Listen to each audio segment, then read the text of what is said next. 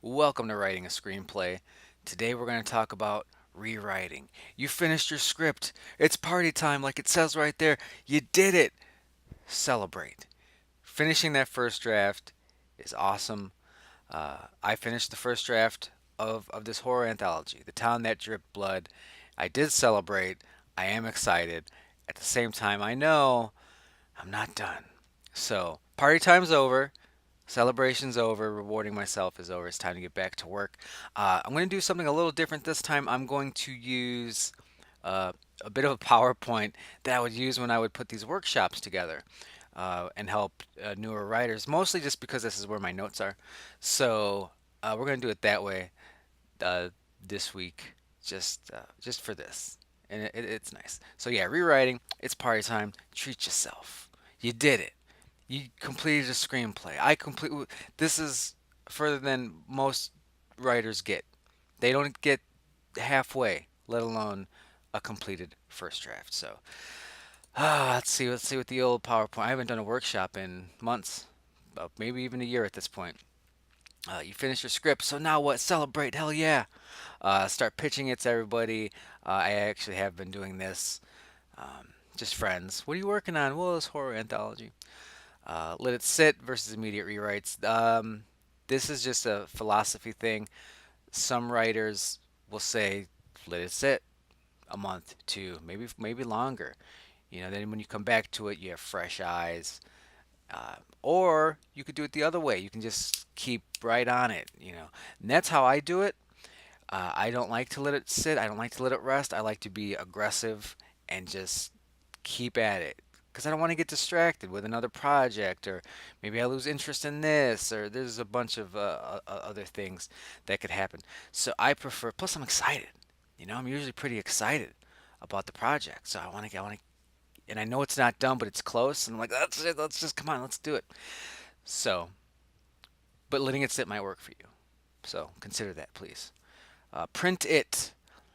Read it aloud. You will find mistakes this way. Or if you can't do that, and if you're going to do, rereading it and rewriting it, do it with a different zoom. If you're zoomed in at 100%, zoom in at 150%. That change will uh, alter things, and you'll see it differently, and you'll catch things that you might have missed before. Um, it's an interesting trick that does work. And page one rewrite. Do you need to start from the beginning, or do you just need to clean some stuff up, tweak this, add this, move that? Which is where we are with this specific screenplay, The Town That Dripped Blood. So let's go into what rewriting is for me, what I will be doing. I actually already started rewriting. Um, but this is something that took me years to develop. I'm sure there are a lot of writers who do a similar strategy. Um, but here we go.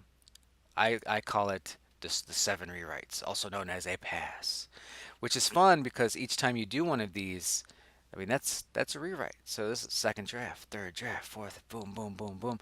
So by the time you're giving this to people, it's saying third, fourth draft. It looks like you've put the work in on this script, which is a good selling tool, but it's also genuine. You actually have been rewriting this. It is a second, third, fourth, fifth draft, so you're not exactly lying. But this is how I do it, and it took me a long time to figure this out because before I would just kind of reread it and fix what needed to be fixed, and then I'd kind of do that again, and I would catch more. But over time, I found it more useful to do specific passes. I'm going to reread the script. I'm going to rewrite the script here from page one to beginning to end here, but with a specific focus in mind. For example, the first thing I do is a spelling and grammar pass, mostly because it's the easiest. It's super easy. First of all, you can, spelling check and grammar check. The documents do that for you. Now, it will miss things because you will spell a word right. You're just using the wrong form of that word. So what I like to start with the spelling and grammar pass because it allows me to notice other mistakes that might belong in these other categories, and I'll write that down. So when I get to those passes, I have more problems to fix, more things to address, and I know that the script is getting better. So that's the first one, spelling and grammar passes. A nice, easy one. Ease into the rewriting process. And then the second one, also a pretty easy one, the existing notes and problems pass, which you haven't really seen me do because this only captures one program at a time. But when I'm writing, I'll say, this character's too inconsistent. So I'll go to the document and I'll write, this character is too inconsistent. Fix that. I'll write that phrase a lot. Fix this. Hey, dummy, fix that.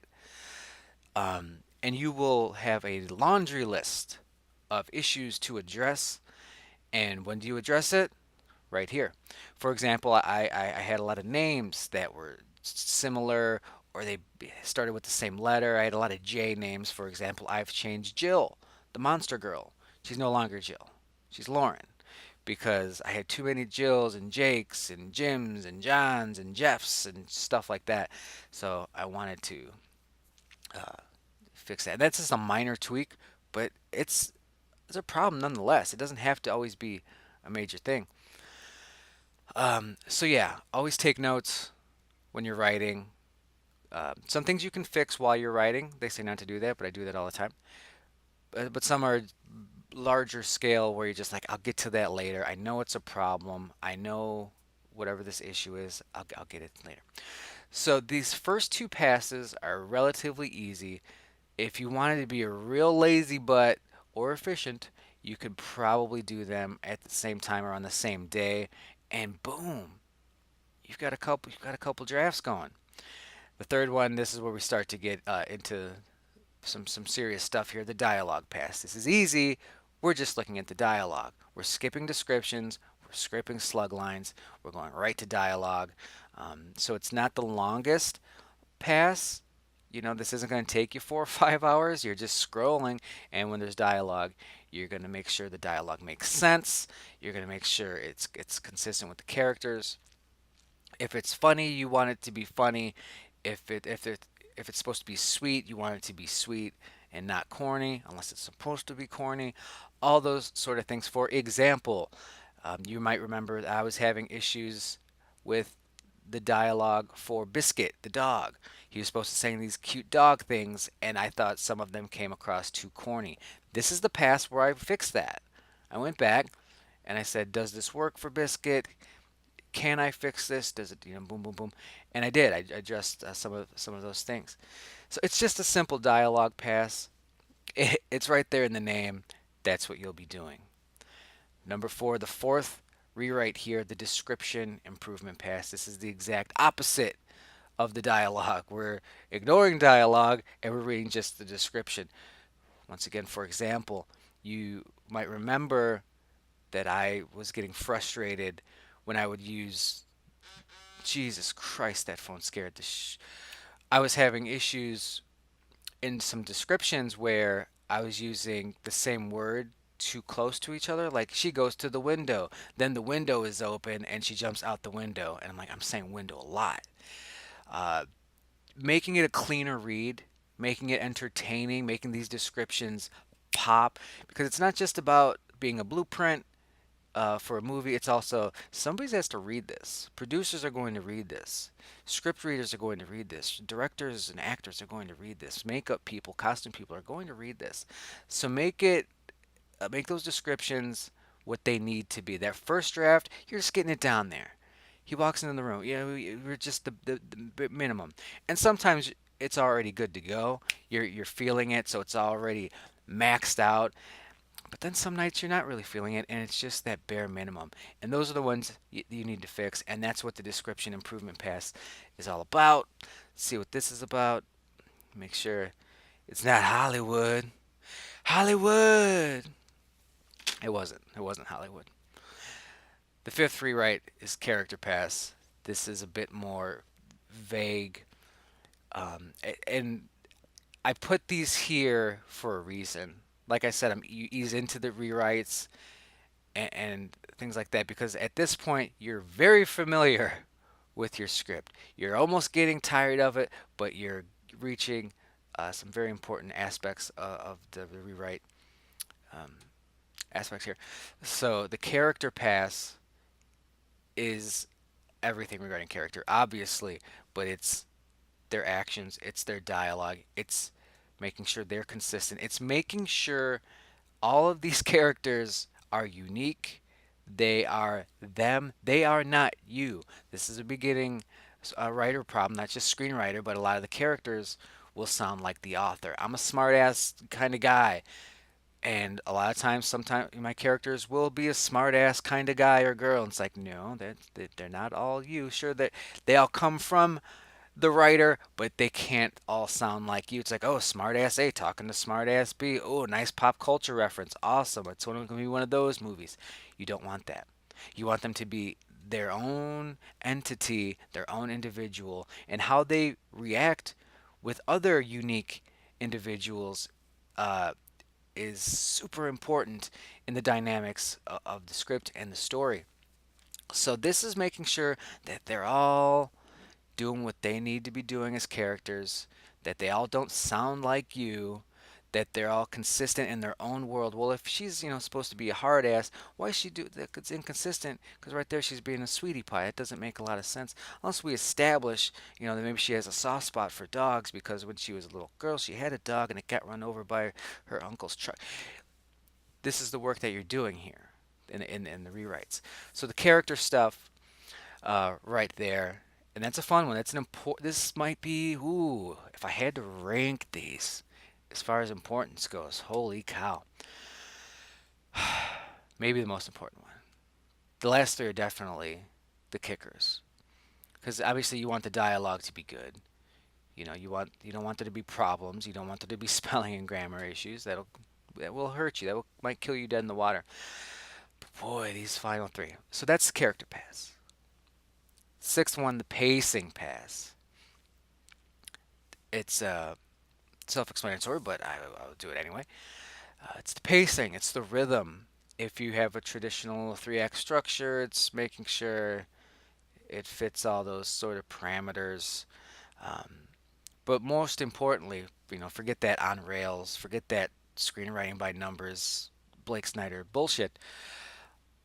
Pacing is just the flow, the entertainment of this. Does this have a nice, entertaining rhythm? Whether it's a horror anthology, whether it's a romantic comedy, whether it's an action adventure film, does this have nice ebb and flows? It doesn't need to have the specific three-act structure flows, but does it have a flow for your story? Um, that's one thing we talked about very early on from the note stage, and that's why it hasn't been much of an issue for the town that dripped blood because I this was on my mind since day one, so there weren't many problems regarding pacing that snowballed out of control. We talked about having long segments with short segments. We talked about super scary segments mixed with some maybe light-hearted ones or a different type of horror. We have Heartache, which is like more of a fantasy segment, and having a flow between those types of stories and giving it a nice pacing and not just boom, boom, boom, soft, soft, soft. That wouldn't really work. So you do want that ebb and flow, that good rhythm. Uh, Putting yourself in the theater seat, saying, "All right, that'd be scary as hell." Then that one, and then we get into this next one. I can breathe a little bit, but then that one kind of gets scary near the mid. Really seeing what your audience is going to be seeing. That's the pacing pass. Very important. Do not ever sleep on that one. Don't sleep on any of these, but that seems like one. It's pacing. It's fine. I did my notes. I did my outline. I don't really need to look at that. Yes, you do. Yes, you do. The last one, we're already here at the seventh rewrite, the movie pass. Not to be confused with the terrible theater subscription service, Movie Pass, or now we have Cinemia, which is also hot garbage. The movie pass is at this point you're done. You know, this is the one where we put a bow on it.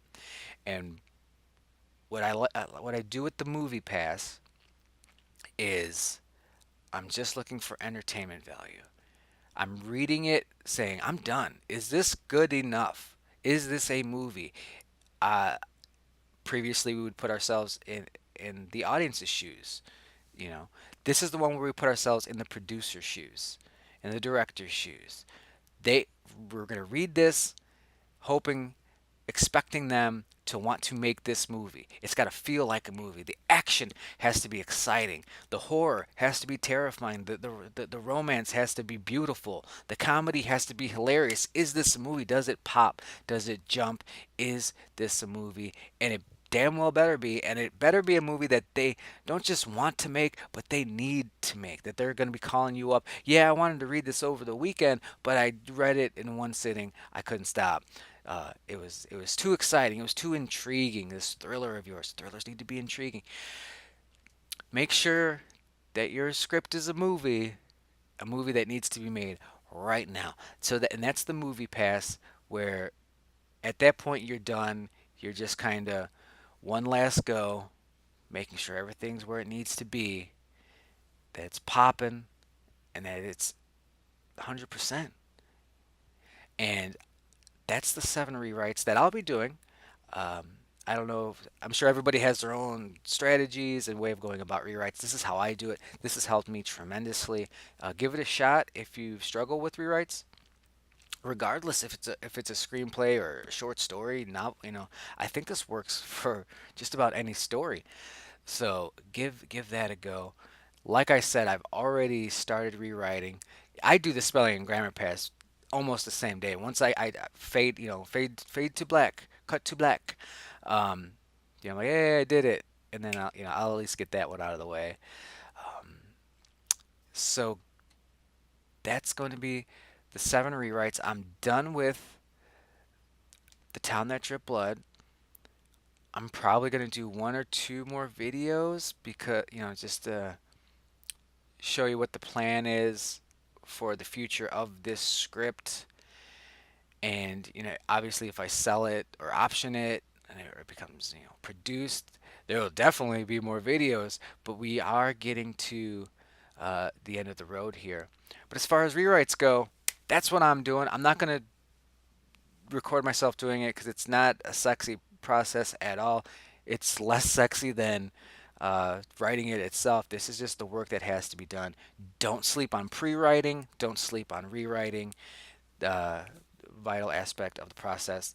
So that's going to do it for this video. Thanks for watching, and I will see you soon.